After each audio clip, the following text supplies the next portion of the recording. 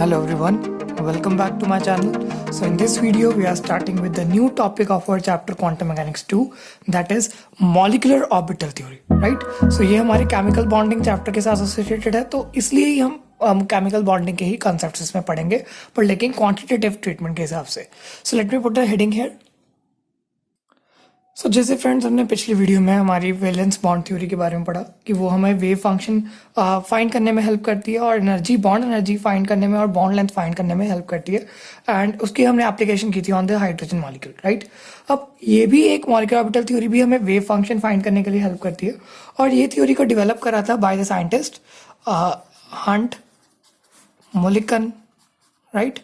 क्योंकि ये थ्योरी जो है परफेक्ट नहीं थी और इसको बहुत सारे साइंटिस्ट ने डेवलप करा, हक्कल ने भी डेवलप करा और काफ़ी अदर्स साइंटिस्ट ने डेवलप करा था, right. So Hund Mulliken Huckel and others have developed this theory and ये सिर्फ इसका मेन डिफरेंस जो है हमारी वैलेंस बॉन्ड थ्योरी से क्या है कि वैलेंस बॉन्ड थ्योरी क्या कहती थी that electrons are in the influence of a particular nucleus.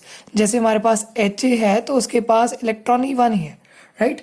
पर लेकिन ये थ्योरी क्या कहती है that electrons are considered in the influence of the all nuclei present in the molecule. जैसे हमारे पास मॉलिक्यूल में दो न्यूक्लियाई हैं HA और HB, तो जो दोनों इलेक्ट्रॉन्स होंगे या एक इलेक्ट्रॉन अगर है हमारे पास, समझ लो अगर दोनों इलेक्ट्रॉन्स हैं तो वो दोनों ही न्यूक्लियाई के इन्फ्लुएंस में होंगे. So that is considered in this theory, right.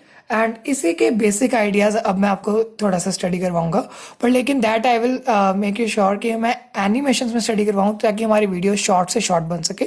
सो मैं यहाँ पर अभी आपको एनिमेशंस के थ्रू इसके बेसिक आइडियाज़ शो करूँगा. बेसिक आइडियाज़ नहीं है, दैट आर द, जैसे हमने वैलेंस बॉन्ड थ्योरी के प्रिंसिपल्स पढ़े थे पहले कि कैसे बेस्ड है, किस बिहाफ पर है ये, उसी तरीके से मैं मॉलिक्यूलर ऑर्बिटल थ्योरी के बेसिक प्रिंसिपल्स पढ़ाता हूँ.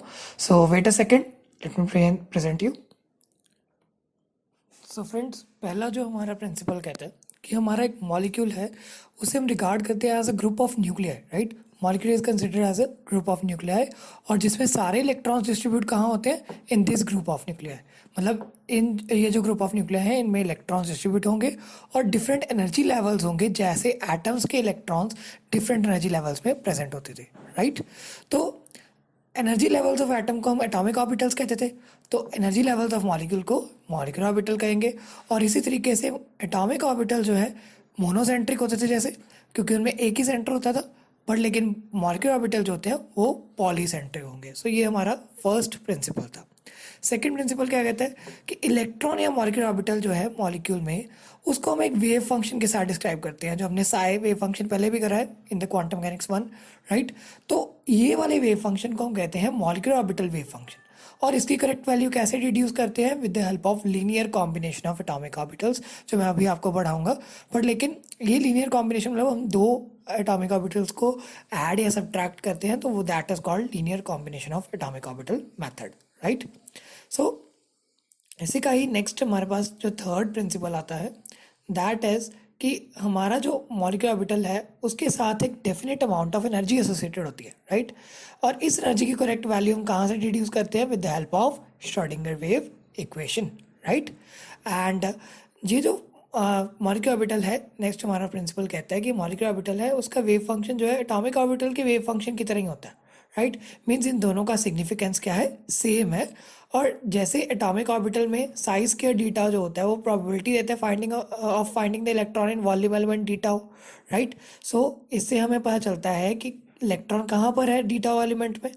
और एक मॉलिक्यूल में क्या होता है, जो साइज स्क्वायर डीटा होता है वो प्रोबेबिलिटी डेंसिटी देता है, मतलब कितने ज़्यादा इलेक्ट्रॉन्स उस वॉल्यूम एलिमेंट में प्रेजेंट है, राइट. सो इन दोनों का सिग्निफिकेंस जो है वो सिमिलर सा है, ओके.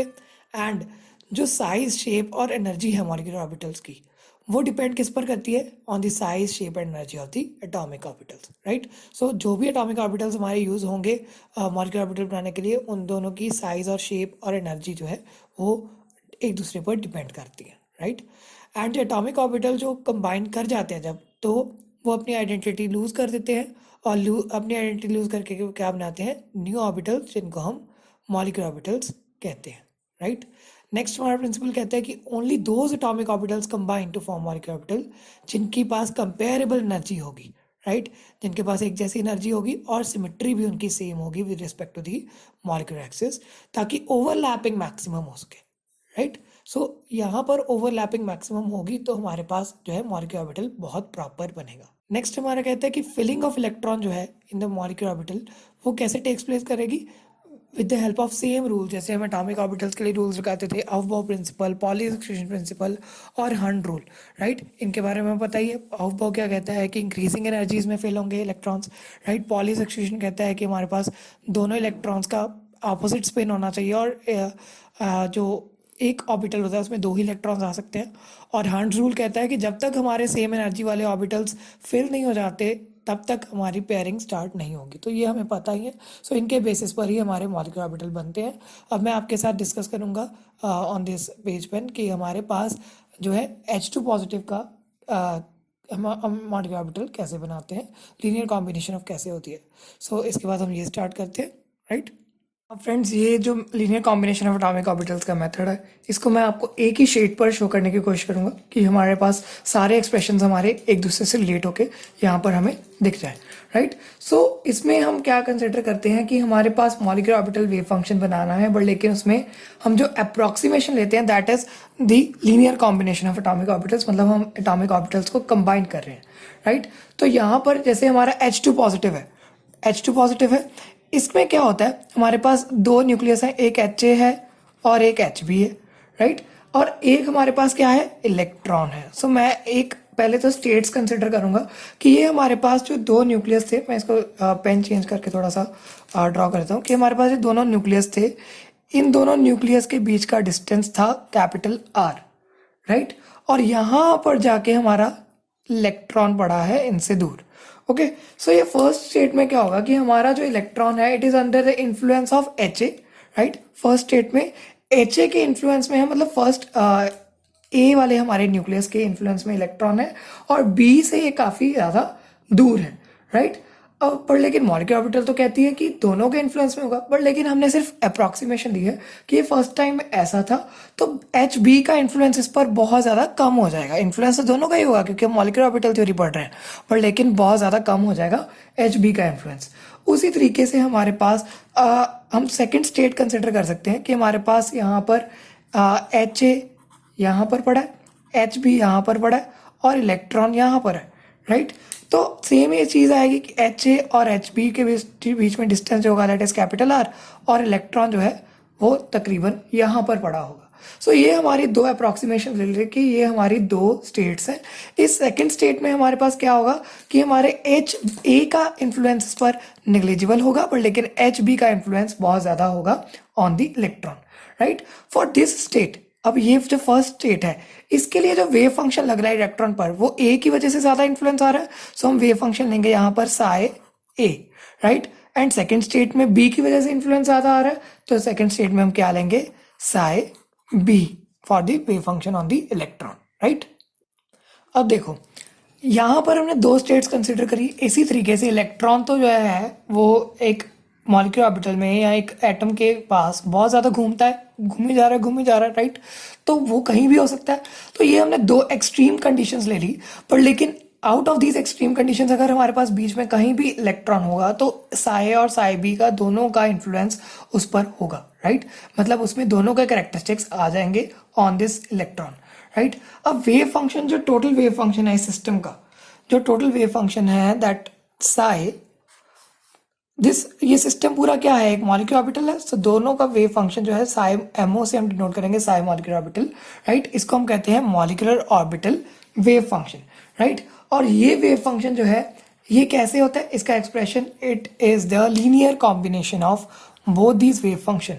सो साई क्या है, साई ए और साई बी का कॉम्बिनेशन होता है। कॉम्बिनेशन हमने वैलेंस बॉन्ड थ्योरी में पढ़ा था कि ये हमारा जो है मल्टीप्लाई हो जाते हैं, बट लेकिन यहाँ पर हमने पढ़ा था कि अगर हमारे पास फॉर मैनी इलेक्ट्रॉन सिस्टम हमारे पास वेटिंग फैक्टर भी हम इंट्रोड्यूस कर देते हैं, तो C1 एंड C2 लगाकर कॉफिशिएंट्स जो हमारे पैरामीटर्स, ताकि हम जो है best value of energy calculate कर सके। सो हमने कॉफिशिएंट्स लगा के ये दोनों वेव फंक्शंस को ऐड करते हैं तो हमारे पास मॉलिक्यूलर ऑर्बिटल का वेव फंक्शन आ जाएगा। इसीलिए ये जो है वेटिंग फैक्टर भी कहा जाता है C1 और C2 को, राइट। अब हमने पढ़ा है कि जो पोटेंशियल एनर्जी है सिस्टम की, पोटेंशियल एनर्जी का एक्सप्रेशन क्या होता है, that E is equal to this minus infinity to plus infinity. ये तो तीनों वीडियोस में हमारे पास आ गया, तो आपको आई थिंक अब अच्छे से याद होना शुरू हो गया होगा। Psi H cap psi d tau upon minus infinity to plus infinity psi square d tau. ये डीटा हमारा क्या आता है यहाँ पर, वॉल्यूम एलिमेंट, जो अभी हमने एनिमेटेड आइडियाज में भी पढ़ा, राइट। सो इसकी वैल्यू जो होती है एनर्जी की, इसमें हम सीधा मॉलिक्यूलर ऑर्बिटल्स वेव फंक्शन डाल देंगे, साई की वैल्यू ये वाली इंट्रोड्यूस कर देंगे। सो साई की वैल्यू क्या हो जाएगी, that will be C1 psi A plus C2 psi B, ये हमारा फॉर दिस आ गया एच कैप, और यहाँ पर क्या आएगा C1 psi A plus C2 psi B and d tau हो गया, राइट। एंड ये माइनस इन्फिनिटी से प्लस इन्फिनिटी तक जाएगा। अब इसको हम डिवाइड करेंगे विद दिस, तो ये हमारा साई स्क्वायर क्या हो जाएगा, C1 psi A plus C2 psi B का होल स्क्वायर इंटू डीटा, ये माइनस इन्फिनिटी से प्लस इन्फिनिटी तक। सो इस एक्सप्रेशन से हम अपनी एनर्जी कैलकुलेट कर सकते हैं। और यहाँ पर जो हमारे पास कॉफिशिएंट्स हैं C1 C2, ये दोनों कॉफिशिएंट्स को हम कैलकुलेट कैसे करते थे, with the help of variation method. जहाँ पर वेरिएशन मेथड में हमने पढ़ा था कि हमारे पास मिनिमम वैल्यू ऑफ एनर्जी आ जाती है, और रिट्स लीनियर वेरिएशन मेथड ने कहा कि हमारे पास जब इन कॉफिशिएंट्स की हम पार्शियल डिफरेंशिएशन करते हैं, राइट, मतलब हमारे पास जब एनर्जी की पार्शियल डिफरेंशिएशन करेंगे with respect to the coefficients, तो उनकी वैल्यू क्या आनी चाहिए, 0। सो curly E by curly C1 is equal to 0 and curly E by curly C2 should also be 0। सो ये दोनों हमारे पास वैल्यूज आनी चाहिए। और जब हम ये डिफरेंट इक्वेशंस का रिजल्ट कंबाइन करते हैं तो हमारे पास क्या ऑब्टेन हो जाती है, हमारे पास ऑब्टेन हो जाती है एक क्वाड्रेटिक इक्वेशन। क्या ऑब्टेन हो जाती है, एक क्वाड्रेटिक इक्वेशन। ओके, अब यहाँ पर क्या होगा कि हम क्वाड्रेटिक इक्वेशन से हमारे पास पता है कि हमारे पास रूट्स ऑफ इक्वेशंस आते हैं।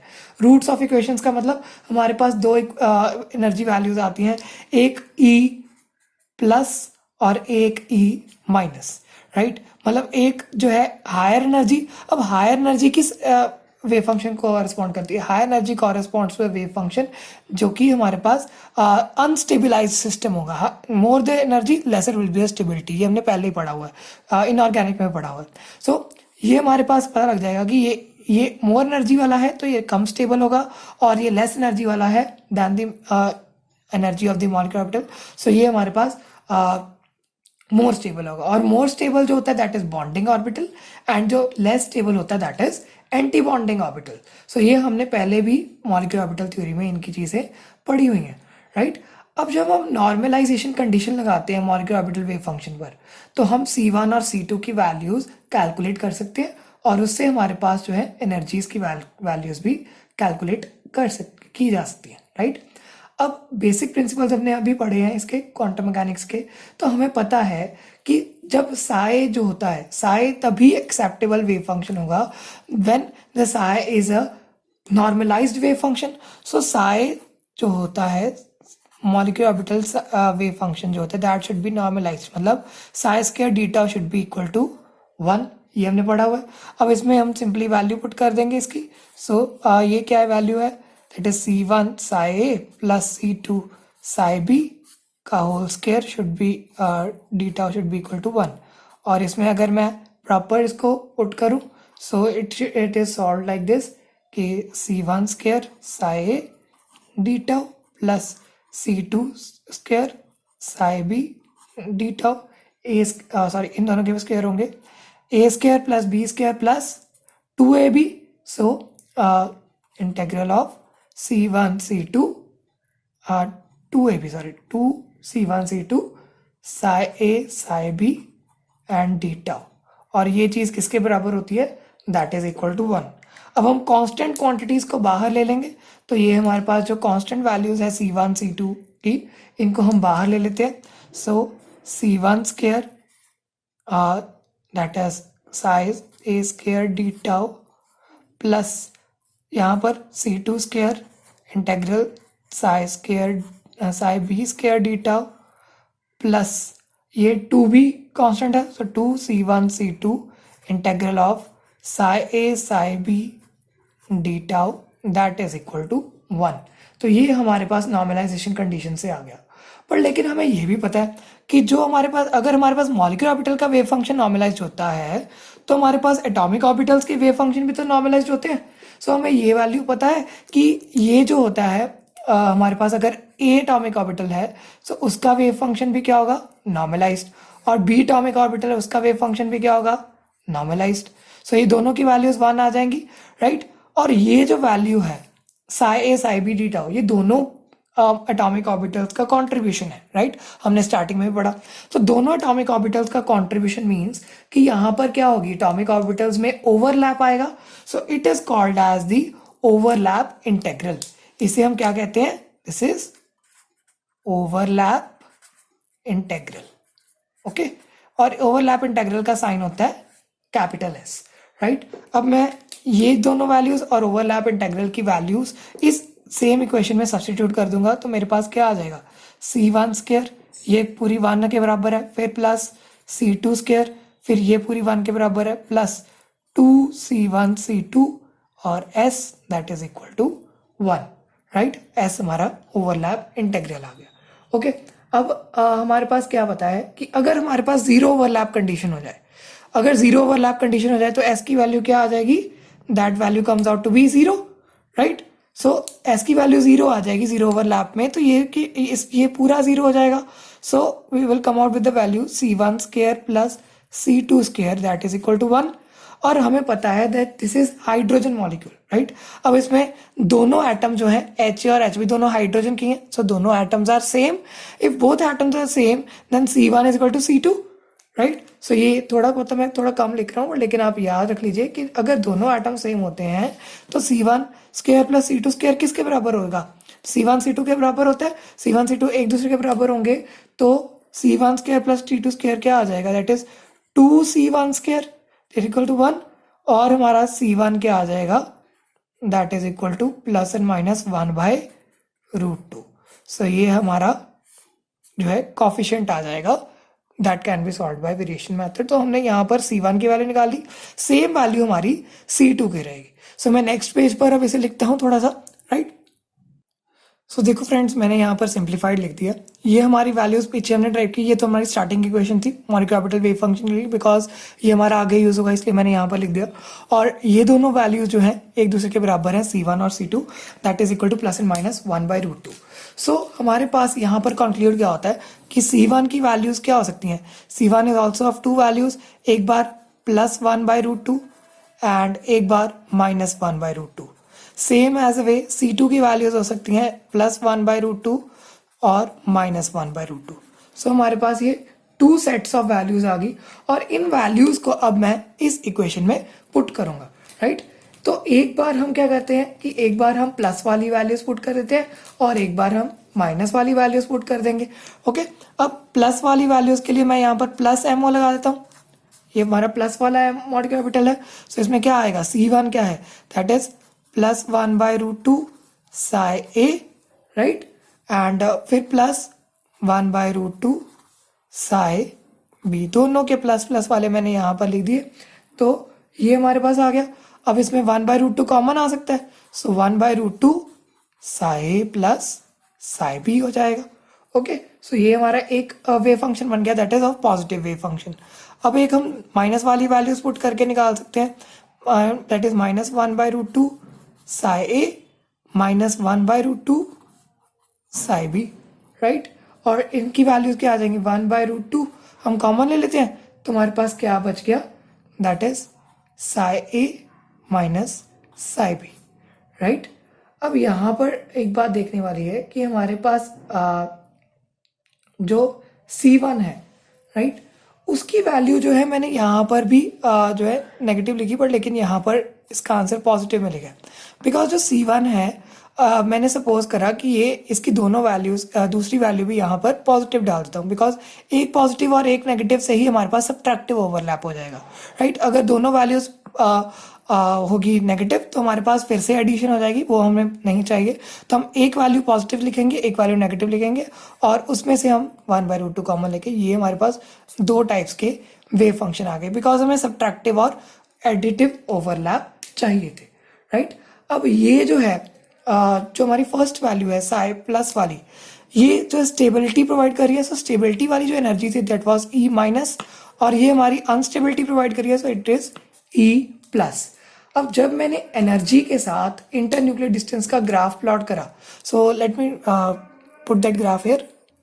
अब फ्रेंड्स मैंने यहाँ पर ग्राफ बना दिया, राइट। अब जब इस एनर्जी को मैंने प्लॉट करा, तो हमारे पास जो ई माइनस वाली एनर्जी थी, अगर उसका प्लॉट दिखाया तो that was found to be like this. उसकी वेरिएशन कुछ इस तरीके से हो रही थी। तो इस एनर्जी को मैं पुट कर दूंगा, इसमें जो है वेव फंक्शन क्या है, साई प्लस वाला मॉलिक्यूलर ऑर्बिटल, राइट। और जब ई प्लस वाली एनर्जी की वैल्यूज पुट करी, तो that was found to be like this, right. So ये हमने वैलेंस बॉन्ड थ्योरी में भी ऐसे ग्राफ देखे थे, और लेकिन यहाँ पर हम मॉलिक्यूलर ऑर्बिटल के बारे में बात करेंगे, राइट। और यहाँ पर हमें पता क्या चला कि हमारे पास जो नेगेटिव वाला है, it does not form the bond, so it is called the anti bonding molecular orbital, right. और ये वाला क्या है, that is bonding molecular orbital, because इसका बॉन्ड फॉर्म होगा, इसके पास एक मिनिमम है, इसके पास जो मिनिमम है वो उसकी एनर्जी भी 0 से ज़्यादा है, राइट। तो ये हमारे पास जब हमने देखा कि ये जो बॉन्डिंग मॉलिक्यूलर ऑर्बिटल है, सो ये BMO को मैं लिख देता हूँ, that is bonding molecular orbital, right. इससे आपको एंटी बॉन्डिंग का तो समझ आ ही जाएगा, ओके। अब जो हमारे पास BMO था, साई प्लस MO, राइट, इसका मिनिमम जो आया था, मतलब बॉन्ड एनर्जी जो आई थी, that was found to be 171 kilo joule per mole, right. And जो ये मॉलिक्यूलर ऑर्बिटल्स की वैल्यू है, ये एटॉमिक ऑर्बिटल्स की वैल्यू नहीं है, याद रखना, पिछली वाली से कंपेयर मत करिएगा इसका, राइट। और इसका जो इंटरन्यूक्लियर डिस्टेंस आया था, इंटरन्यूक्लियर डिस्टेंस जो इसके मिनिमम पर आया था, उसकी वैल्यू थी 132 पिकोमीटर, राइट। पर लेकिन जो हमारे पास एक्चुअल में वैल्यूज होती हैं मॉलिक्यूलर ऑर्बिटल्स की, सो अगर एक्चुअल वैल्यू देखी जाए तो for the actual bond energy क्या है, that is this 268 kilo joule per mole, और जो इंटरन्यूक्लियर डिस्टेंस है